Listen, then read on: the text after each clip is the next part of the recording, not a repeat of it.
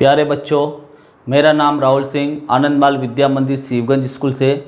मैंने आपके पिछले वीडियो के अंदर आपको खनिज और खनिज संसाधन के बारे में या खनिजों की परिभाषा के बारे में मैंने आपको जानकारी दी और मैंने आपको प्रश्न भी दिए थे, 2-3 प्रश्न भी दिए थे कि आप उसको घर पर बैठ के सॉल्व करना।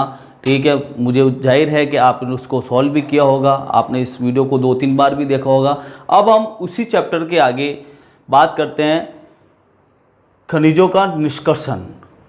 तो ध्यान देना आप इधर, इसको हम 3 भागों में बांट सकते हैं। खनिजों के निष्कर्षण को हम 3 भागों में हम बांट सकते हैं। कितने भागों में? 3 भागों में। पहला है खनन, दूसरा है परवेधन और तीसरा अखनन। कितने भागों में? 3 भागों में, खनन, परवेधन और अखनन। सबसे पहले हम बात करते हैं खनन। अब हम खनन को 2 भागों में डिवाइड कर सकते हैं, जो आपकी किताब एनसीईआरटी की गाइडलाइन में दे रखी है। तो 2 भागों में हम इसको बांट सकते हैं। पहला है विवृत खनन और दूसरा है कूपकी खनन। ठीक है बच्चों, तो देखना, वापस बता देता हूँ इसको। खनिजों का निष्कर्षण 3 भागों में हो गया, खनन, परवेधन और अखनन। उसके बाद में हमने खनन को 2 भागों में डिवाइड कर दिया, विवृत खनन और कूपकी खनन।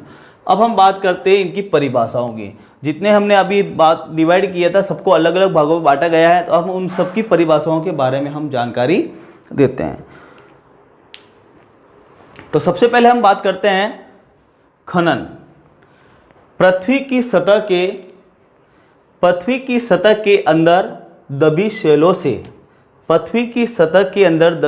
से खनिजों को बाहर निकालने, पृथ्वी की सतह के अंदर दबी शैलों से खनिजों को बाहर निकालने की क्रिया को खनन कहते हैं। बोर्ड में प्रश्न पूछा जाता है, खनन किसे कहते हैं? तो आप बता सकते हो, पृथ्वी की सतह के अंदर दबी शैलों से खनिजों को बाहर निकालने की क्रिया को खनन कहा जाता है। बहुत बार प्रश्न पूछा गया है ये।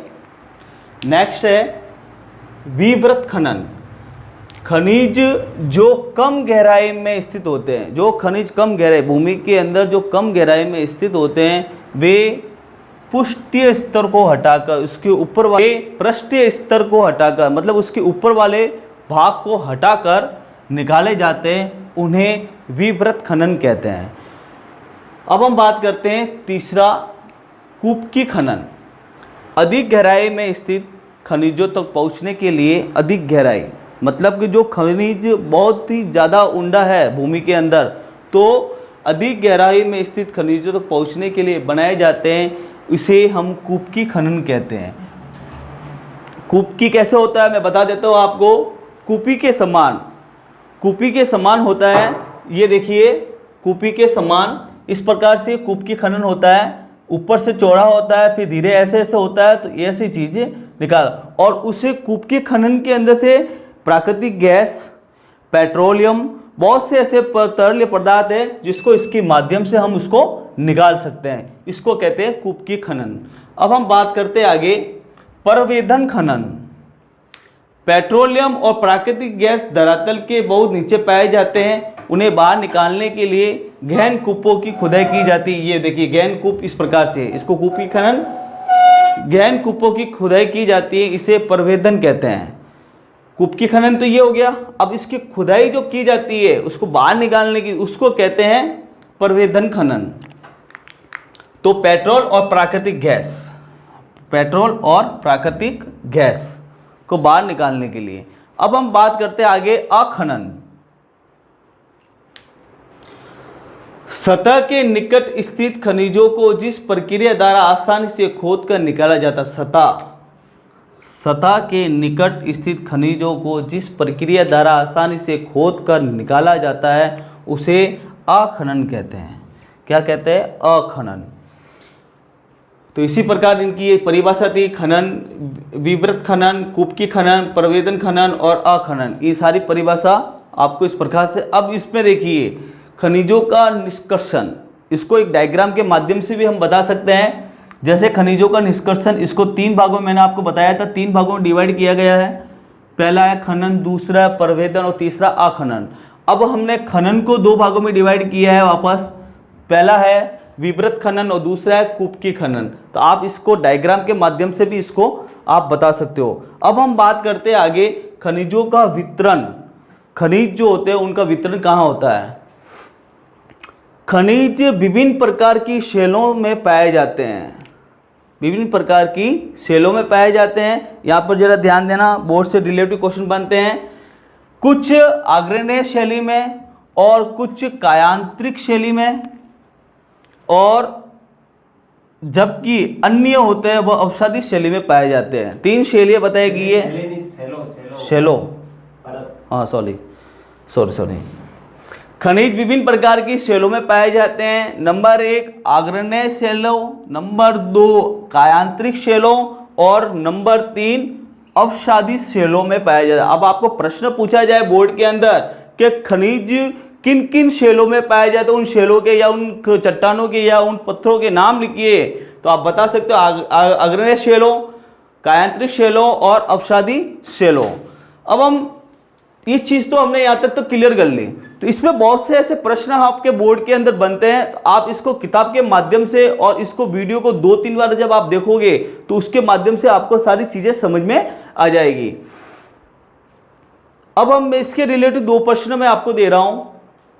पहला प्रश्न है, खनन को कितने भागों में बांटा गया है, उनके नाम लिखिए। खनन को कितने भागों में बांटा गया है, उनके नाम लिखिए।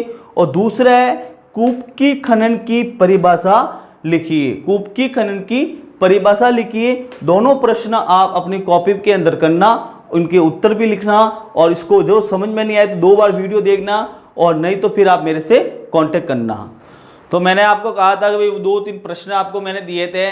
तो अब हम बात, जैसे मैंने आपको बताया था खनिजों का विवरण, तो हमारे देश के अंदर और विदेश के अंदर, पूरे विश्व के अंदर खनिजों का अलग अलग विवरण के नाम से भी विख्यात है। जैसे हम बात करेंगे अभी एशिया महाद्वीप। एशिया महाद्वीप जो है वहाँ देखिए चीन और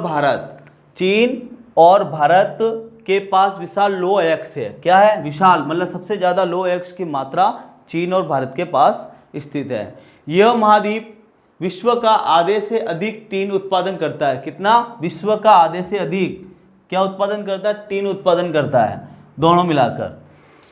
चीन, मलेशिया, इंडोनेशिया विश्व के अग्रणी टीन उत्पादक में शामिल है। एक तो चीन है, मलेशिया, इंडोनेशिया विश्व के अन्य अग्रणीय उत्पादक के अंदर, ये टीन के अंदर उत्पादन में शामिल है। वापस ध्यान देना, एशिया, चीन और भारत के पास विशाल लोहे अयस्क है।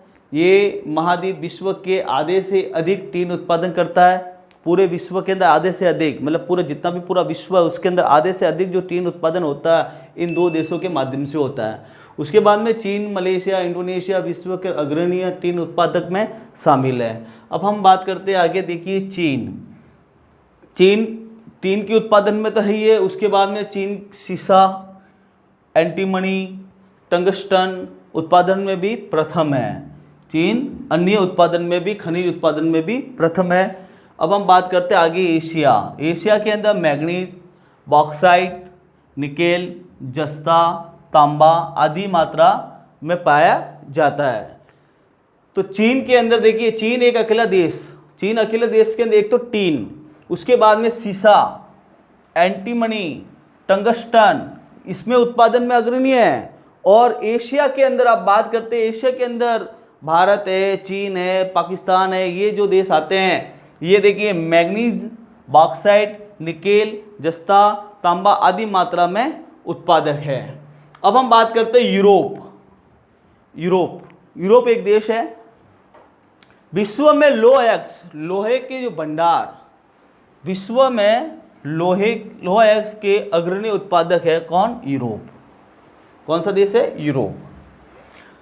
अन्य देश, इसके साथ में जो अन्य देश है रूस, यूक्रेन, स्वीडन, फ्रांस, लो अयस्क के विशाल भंडार वाले देश भी हैं। यूरोप तो है ही है, सबसे ज़्यादा भंडार यूरोप के पास है। उसके बाद में अन्य देश जैसे रूस है, यूक्रेन है, स्वीडन है और फ्रांस, इनके पास भी लो अयस्क के भंडार प्रचुर मात्रा में है। तांबा, सीसा, जस्ता, मैग्नीज और निकेल खनिजों में यूरोप और यूरोपीय रूस में पाए जाते हैं। ध्यान देना इस लाइन को वापस। तांबा, सीसा, जस्ता, मैग्नीज और निकेल जो खनिज है ये यूरोप और यूरोपीय रूस में भी पाए जाते हैं। तो ये विवरण के अंदर आज हमने एशिया और यूरोप के बारे में जानकारी दी। हम नेक्स्ट वीडियो के अंदर इससे आगे भी बहुत से ऐसे देश हैं जहाँ पर अलग अलग खनिज पाए जाते हैं और उन अलग अलग कौन सा देश किस खनिज के लिए प्रचुर मात्रा, जैसे हमने यहाँ पे देखा था चीन जो है, चीन और एशिया भारत जो है टंगस्टन के लिए उत्पादन में अग्रणी है। उसी प्रकार बहुत से ऐसे देश हैं जो अपने अपने स्थान पर अग्रणी स्थान पर या सबसे ज़्यादा खनिज पाए जाते हैं। Thanks for watching. जय हिंद, वंदे मातरम।